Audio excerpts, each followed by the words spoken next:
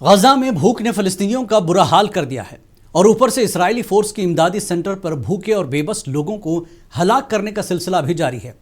اس درمیان امریکی ایلچی سٹیورٹ کوف نے اسرائیلی خاندانوں سے ایسے وقت ملاقات کی جب حماس کے زیر حراست ایک کمزور قیدی کی ایک نئی ویڈیو پر اسرائیل میں غم و غصہ بڑھ گیا۔ رشتہ داروں نے نتن یاہو کی حکومت سے جنگ بندی کا مطالبہ کیا، جس سے غزہ میں بھوک سے مرنے والے فلسطینیوں کو بھی راحت ملنے کی امید ہے۔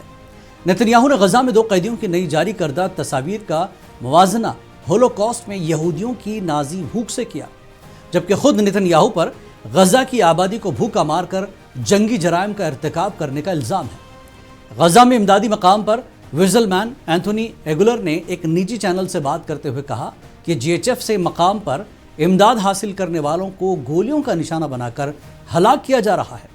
اسے میں جنگی جرائم مانتا ہوں۔